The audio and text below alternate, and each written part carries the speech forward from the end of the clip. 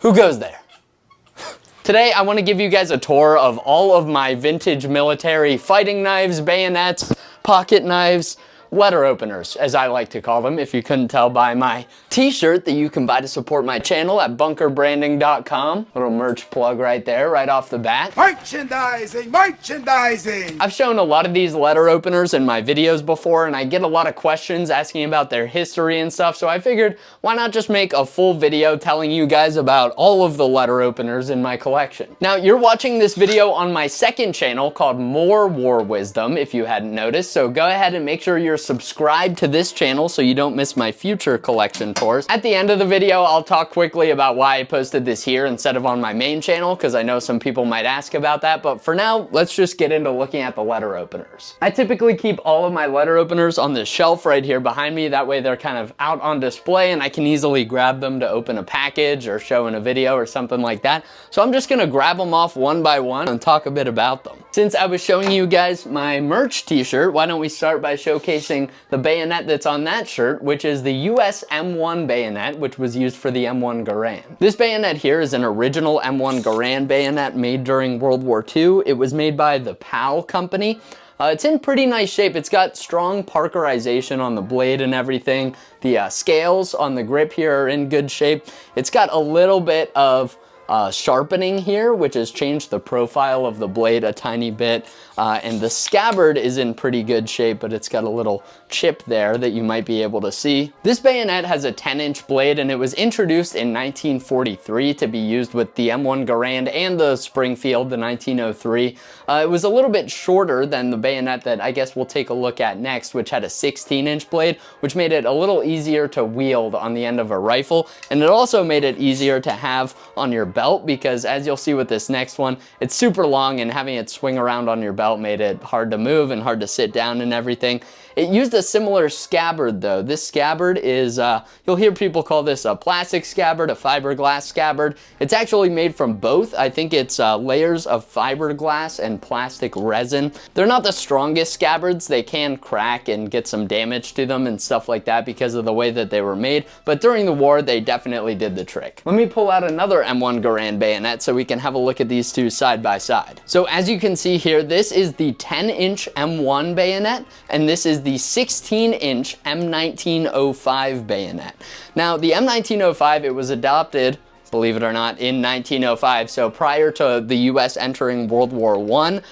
And sometimes people will call the version of this bayonet that was made during World War II the M1942 bayonet, because in 1942 they changed some of the features like the grip here. That's a term that's used by collectors. It really wasn't used by the military during the war. The M1905 bayonet was a fine design. It's definitely a robust bayonet and everything like that. It gave you some good reach on the end of your rifle, that's for sure, with how long this thing is, but it's just kind of unwieldy. You know, the M1 Garand or the 1903, they're already fairly long rifles, and when you put this giant bayonet on the end of them, it can be tough to maneuver. Like I mentioned, having this hang from your belt was also just cumbersome. I mean, while you're running, this thing's slapping you in the leg, and then every time you try to sit down, it's got to be bent out of the way, otherwise it'll break or something like that. It just wasn't ideal. The US manufactured these bayonets from 1905 all the way to 1943 when they adopted that M1 bayonet that we just took a look at,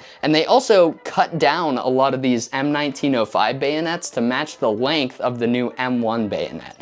Now, some collectors call that the M1905 E1 because I think that was the experimental code given to the cut down bayonets during testing, but when the Army adopted the M1 bayonet, they just called all the bayonets M1s if they were a 10-inch blade bayonet. They didn't care if it used to be an M1905, they were all just referred to as the M1. Really creative name, right? I'm sure nothing else was named M1. That won't get confusing. The scabbard on the M1905 bayonet here is the same type of plastic fiberglass scabbard that I showed on the M1. There was an earlier version of the scabbard that was made of cloth, but this fiberglass pattern replaced that earlier cloth pattern during World War II. Definitely my two favorite bayonets in my collection, probably just because I like putting them on my M1 Garand. I think it looks pretty badass, but let's move on to the next bayonet, which is a reproduction of that same M1 bayonet. Now, this is one of those crappy Chinese reproductions, and you can see it just, it doesn't look great.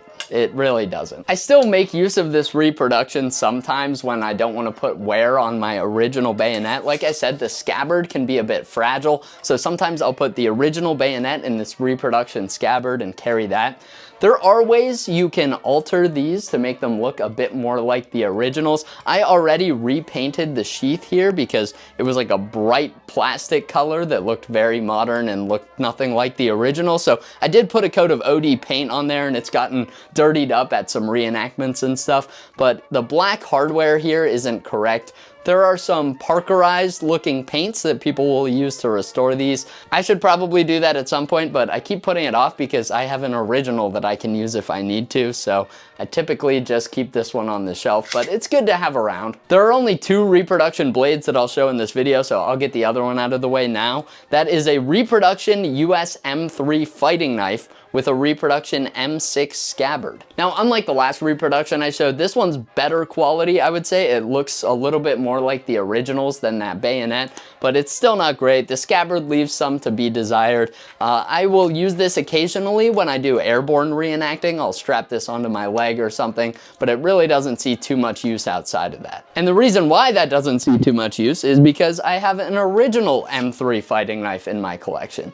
Now, this one, it's not in great shape. It has some pitting, it has some marks on it. It's a later model that's marked on the guard instead of the blade, a little bit less desirable by collectors. I don't really care much. It does the purpose for reenacting. And it also has this original M8 scabbard. Now, these were made from the same fiberglass and resin that the bayonet scabbards were made from. Unfortunately, this one is missing the retention strap at the top, and the rivets here are kind of rusted and falling apart. It's not in great condition, but when I bought this knife, it was super cheap. I got it on eBay. No surprise there. I buy like all of my stuff on eBay. eBay package in the mail. eBay package in the mail. eBay package in. I didn't mind that it wasn't in great condition, and because of that, I don't feel as bad using it at reenactments where it might get a little bit of wear on it. The M3 was the standard fighting knife for the US Army starting in 1943 when it was adopted. The Army was a little bit late to the game adopting a fighting knife. The Marine Corps and the Navy adopted knives earlier than the Army. They both adopted the KBAR knife or the Mark II fighting knife, but the Army waited a little longer and went with the M3. It was a little cheaper than the KBAR, which we'll look at next. The blade isn't quite as robust as some of the other knives that we'll look at today, but for a fighting and utility knife, it definitely did the trick. A lot of people these days remark that it looks more like a small bayonet than a fighting knife, and that's probably because later bayonets, like the one adopted for the M1 carbine, it was based directly on the M3 fighting knife. They basically just added a way to mount the M3 to an M1 carbine, and that was the new bayonet. This M3 was produced by Imperial, by the way. There were a few different manufacturers, and the designs varied slightly from one manufacturer to another, but they all followed the same basic design. Next up, let's take a look at a World War II era KBAR knife. Now this, I believe, is an original knife and scabbard pairing, and I know that because the initials JLP are marked on both the scabbard and the knife. Is it possible that was done after the war? Absolutely, but since it's a wartime knife and it appears to be a wartime scabbard, I'm going to assume it was done during its use by the military. The knife was made by Union Cutlery, now known as KBAR, and KBAR is stamped on the blade.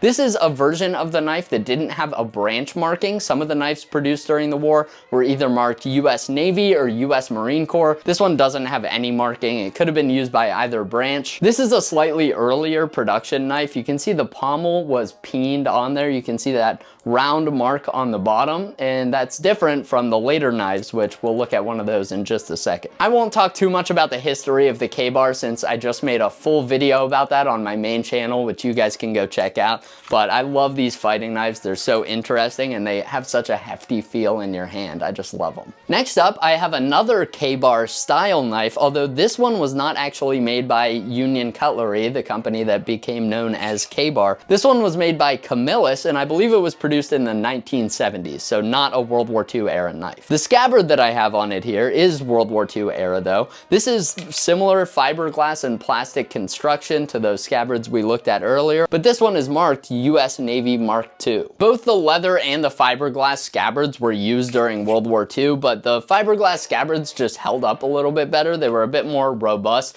and that was especially true in the Pacific. The tropical climate there caused the leather to deteriorate over time, so these these fiberglass scabbards were a bit better suited for that. It seems the leather ones were a bit more common though, and the fiberglass ones were produced by the Navy. I don't know how many of those made it to the Marine Corps, but at least within the Navy, you see these fiberglass scabbards being used. This one right here is marked US Navy Mark II, and you can even see it has that Navy battleship gray paint and some other colors of blue paint underneath it, showing that it's a Navy scabbard. So yes, I do have a non-World War II era knife inside of a World War II era scabbard, but these scabbards remained in use for many years until they fell apart basically. So it's not necessarily inaccurate that this knife and this scabbard could have gone together at some point in history. It just wouldn't have been till the 70s when this knife was produced. In addition to this leather scabbard that I showed and this fiberglass scabbard, I also have a reproduction leather scabbard here. I bought this from somebody who makes and sells them on eBay.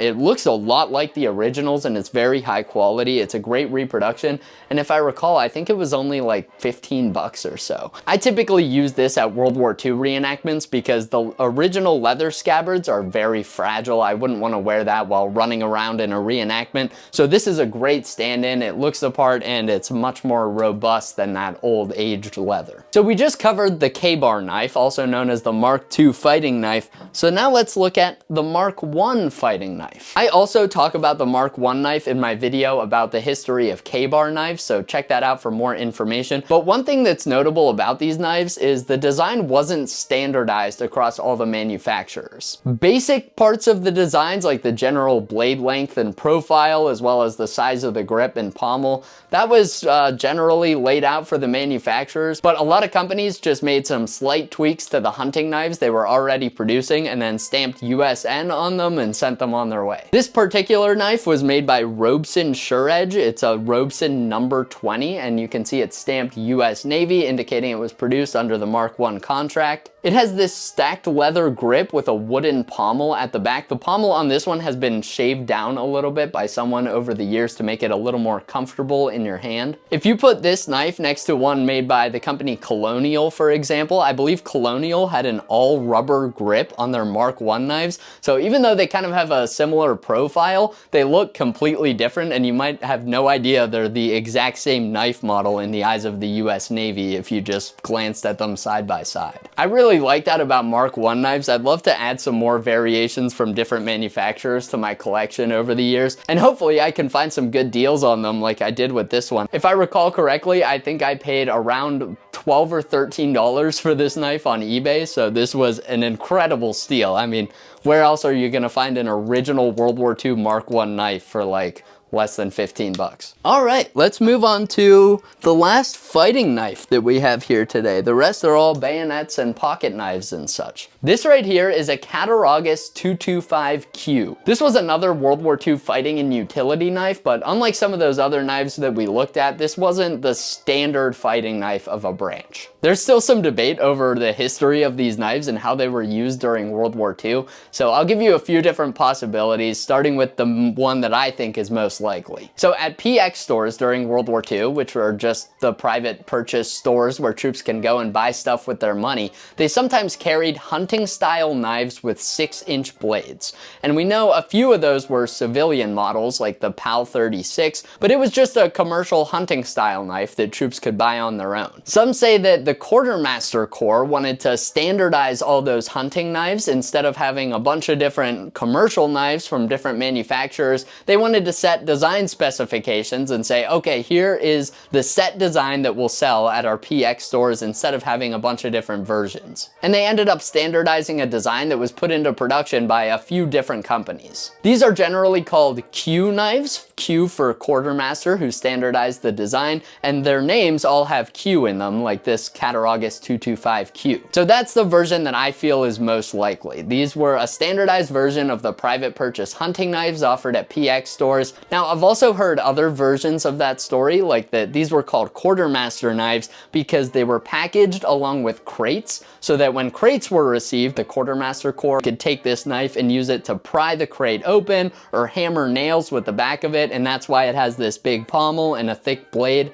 The only thing is, it seems there isn't a lot of evidence for that. My guess is that people saw quartermaster in the name and thought, oh, this must have been used by quartermasters. But I think the reason quartermaster is in the name is because the Quartermaster Corps standardized it, not because this was meant to be used specifically by the Quartermaster Corps. That's one of those stories I hear a lot, but I've never seen any hard evidence backing that up. So if you have some evidence for that story, send it my way. I would love to see it, but until then, I think the first version of the story I shared is much more likely. Regardless of how these knives made it to the front lines and what their intended purpose was, we know they ended up being used by infantry troops as fighting and utility knives, and there are pictures of troops carrying these into combat. This definitely has the thickest and most robust blade out of anything we've seen, and I know I said the KBAR feels good in your hand, which is true, but this thing, I mean, it just feels right. It's so weighty, it's built like a tank. I love this knife. These knives were kept in leather scabbards like the one that I have here. I think this is original to the knife. They weren't used with the scabbards for the KBAR knife because the 225Q just has a thicker blade, which means that it can't fit in most KBAR scabbards. You can see it is just too big to fit inside there. I better not hear any inappropriate jokes about that in the comments. That's what she said. All right, that's the last of the fighting knives. Let's move on to looking at some of these pocket knives that I have here, and I'll save these bayonets for last because they are super interesting and you'll see why. First up here, I have a TL29 lineman's knife. This was carried in the lineman's toolkit. It was just a little leather pouch that would hold this and a pair of pliers. Now this one isn't in great shape. It's been sharpened over the years, so the profiles of the blades are messed up just a little bit. But this knife is special to me because it has my grandfather's name carved into it twice here. You can see it says Bill Smith. My grandfather served during the Korean War. He was stationed in post-war Germany for a few years, so it would make sense that he would have gotten his hands on one of these either from his time in the military or maybe he bought it at a surplus store. I don't know the exact story, and my grandfather's not around for me to ask him, but it's very special to me because it has his name on it, and I love carrying this at reenactment events and stuff like that. Next up here is an engineer's pocket knife. As you can see, this has a few extra tools on it. I guess they thought the engineers might need a few additional tools, like a bottle opener here. You know those engineers were cracked and bruised behind the lines. This particular knife was made by Camillus Cutlery, and I really like this one. I know it's easy to focus on the big, shiny bayonets and fighting knives and stuff, but I think these little pocket knives are just as cool. Okay, maybe not just as cool, but they're also very cool. Let me just get a sip of water from my white phosphorus smoke grenade mug. You guys can buy these on bunkerbranding.com on the World War Wisdom section of the site to support my work on this page. It's a mug with the same markings as a World War II white phosphorus smoke grenade, which I thought was pretty cool. Okay, let's look at the rest of these letter openers. I tried to save the best for last here. I have 5 more letter openers, 4 bayonets and 1 short sword that we'll take a look at. And these are things that are outside of my normal scope of collecting. Pretty much everything else we've looked at has been US military, either issued items or private purchase stuff. I try to stick mostly to US military stuff from World War II so that my collection doesn't balloon out of hand, but none of the remaining letter openers are US and most of them aren't from World War II. So I had to do some research on these before I recorded this video to make sure I got the facts right. I think I was able to accurately identify what all of these are and get their basic history so I can share it with you guys. It was a lot of fun looking into that, honestly. Some of these I've had sitting on my shelf for a while and I learned new things about them. That's always fun. But let's get right into it with the first bayonet here, and we'll start with a World War II one and then we'll work our way back because some of these go back way further in time than World War II. This first bayonet here is a Japanese Type 30 bayonet that could be mounted on an Arisaka rifle. You can see the blade is in really nice condition. Out of all the bayonets I own, this might be the one that's in the nicest shape. Maybe has a little bit of sharpening on the blade over the years, but really not bad. The blade profile looks nice. The finish is in great shape. Overall, just a great bayonet. I believe this is a mid to late war bayonet. As the war went on, the Japanese military kind of simplified the production of their bayonets, just like the US and many other countries did with a lot of their designs. So this one is missing some of the fancier features that earlier bayonets have, but it's not as bare bones as some of the bayonets made all the way at the end of the war. They were making some last ditch bayonets that didn't even have a way to mount them to the rifle. So this one still has all the mounting hardware and everything. It's still usable as a bayonet, but it's simplified a little bit from the earlier models. I looked up the markings on this bayonet and I found out it was produced by Toyota Automatic Loom Works. And yes, that is the same Toyota company that now sells cars. They used to be in the automatic loom business. I actually had no idea that Toyota made bayonets during World War II, so I was pretty surprised to learn that, and I think it's cool to have this one in my collection. Okay, the next bayonet is this German, what is this called?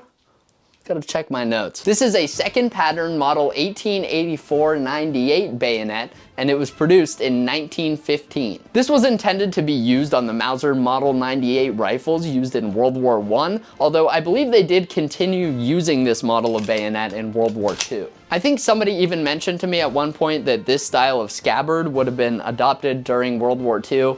I'm not exactly sure. I'm not super familiar with German stuff, but that could be the case. The bayonet is kind of in rough shape. You can see the profile of the blade is all wonky there. It's been sharpened so much over the years, and it's missing one of the screws or rivets in the grip here. But it's still a great bayonet to have in my collection. I don't have a lot of German stuff, so I think it's cool to have this around. The frog that I have on here, that's what this is called, the little leather piece that lets you hang this from your belt. It's called a frog. The frog is a reproduction. This isn't an original leather frog. It came along with the bayonet when I bought it, so I just keep that on here. All right, so we've gone from World War II back to World War I. Now let's look at the next bayonet and go back even further. This bad boy right here is a British model 1848 bayonet that was produced by Enfield in the year 1849. I know I said that M1905 bayonet was a bit unwieldy on the end of a rifle because it was so long.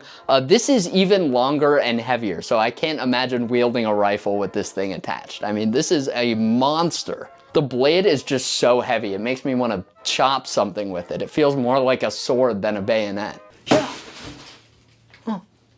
Does the trick, I guess. Unfortunately, I don't have a scabbard for this one, but the bayonet itself is in great shape for its age. It has a little bit of pitting, but I mean, it even has this little leather ring around the bottom of the blade that's held up all these years. Now, like I mentioned, this is a British design, but a lot of these were imported to the United States and used during the American Civil War, so it's kind of a piece of Civil War history here as well. The blade itself is marked Enfield 1849, the year it was produced, and on the bottom here, it's stamped C2BR. I can't be sure exactly what that stamp means. I would guess C is for C Company. 2 might just be the rack number, like this was just weapon number 2 out of however many were in that company. And then BR could stand for Brunswick Rifle. That was the type of rifle this would be mounted on, although I don't know of many other times where the type of rifle the bayonet was intended for was stamped onto the bayonet, so it could mean something else.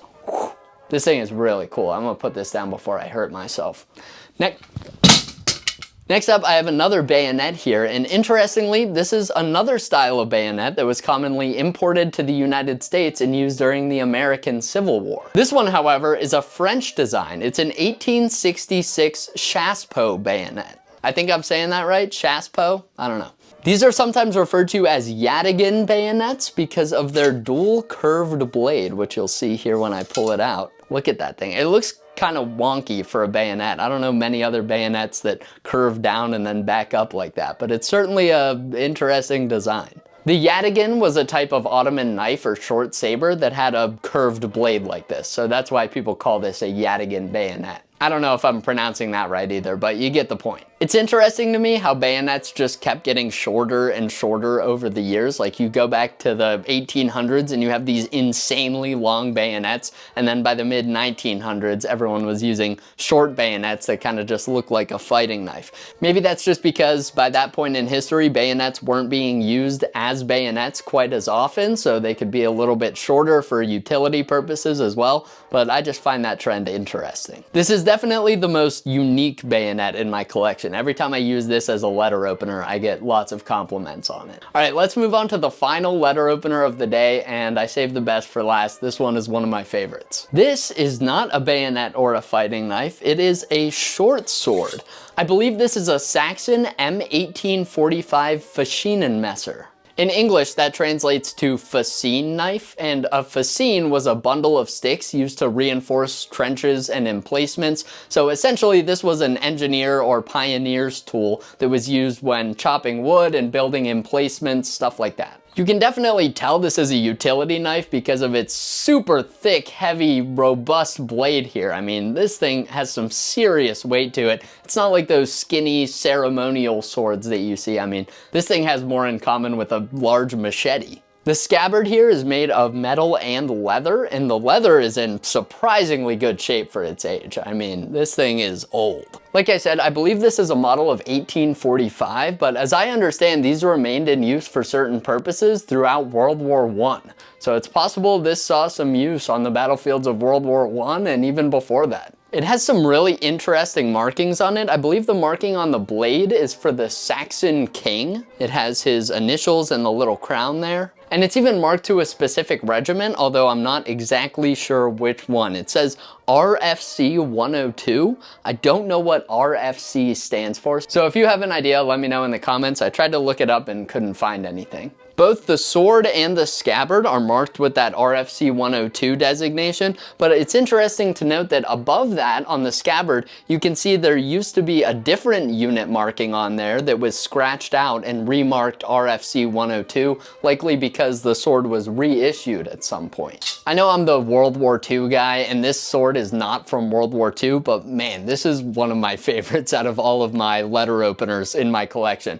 It's just so unique and different from everything else that I have, and its age really adds a lot to it. It's in great condition and it has an interesting backstory. I'd love to find out what that unit marking is. I hope I can piece that together at some point, but I had a lot of fun just researching the history of these. This, along with the previous two bayonets I showed, were gifted to me by a family member who said they had them lying around in the closet, and I don't think they were sure where they came from. So I'm glad to have them in my possession now. They're really cool, and I'll definitely take good care of them and preserve them, so hopefully they can stay around for another 150 years. This is definitely a highlight of my collection, and people love this thing. When we have company over or something and I show them my stuff, people always want to hold the fascine and messer because it just looks so big and intimidating. Now, like I said, these were mainly used for utility purposes as I understand, but I think they were used in combat at times as well, and you can see why. I mean, it's a big, intimidating weapon here. And there you have it. That's all my letter openers. I'll note that almost all of these are fairly recent acquisitions. If you go back and watch my collection tour video that I posted a couple years ago, I think only 1 or 2 of these blades appear in that video, because most of these I've picked up just within the past year or two. I've just been really interested in collecting bayonets and fighting knives and such recently, and I happened to come across some for good prices, so anytime I see one for a good price, I try to pick it up. Before I go, as promised, I'll mention briefly why I posted this video here instead of on my main channel, World War Wisdom. I made this channel because my main channel reaches a very wide audience, which is great. That's always been my goal, to reach new people and get them interested in military history and share my passion for World War II. But that means that when I post videos like this that are unscripted and I'm just kind of rambling about the history of fighting knives or something like that, a lot of my subscribers on World War Wisdom aren't as interested, and that causes the video to underperform. It can have negative implications for my channel. So I made a second channel to post stuff like that for people who are interested in seeing it, because I still really enjoy making those types of unscripted videos where I'm just, you know, chatting about this stuff. The problem was, for some reason, YouTube really came down on my second channel a while ago. They removed my channel monetization, and they even completely deleted one of my videos from the platform because they said it was promoting hateful ideologies just because it showed archival footage of German soldiers during World War II, which I think it's very important to preserve and share that archival footage so people can get an understanding of the past. But unfortunately, it's gotten to the point on YouTube where just talking about or showing certain topics is enough to get your channel restricted, and I think that's sad. That's all in the past though. Cut to last week, I got surgery on my nose. If my nose looks swollen or if I sound kind of funny in this video, that's why. I'm still recovering. But I didn't want to sit down and do a whole scripted presentation this week. I just wanted to chat about something I found cool. So I figured this was a perfect time to reignite the second channel and start posting some videos like this again. So that's why this is posted here, and the videos posted on here will continue to be unscripted ramblings about whatever I feel like. Maybe next I'll ramble on about my World War II helmet collection, or maybe my collection of World War II boots or something like that. I'm never gonna run out of material. I have so much World War II stuff here in my room. Make sure you're subscribed so you don't miss that video. Consider picking up some of my channel merch like this white phosphorus smoke grenade mug or this letter opener t-shirt that I'm modeling for you right now. I just released these designs and I really love them. Buying them also helps support my work on this channel, and like I said, I've had some issues lately with YouTube, so every bit really helps out. Other than that though, thank you guys so much for watching. Remember to keep your fascine messers sharp, and I'll see you in the next one.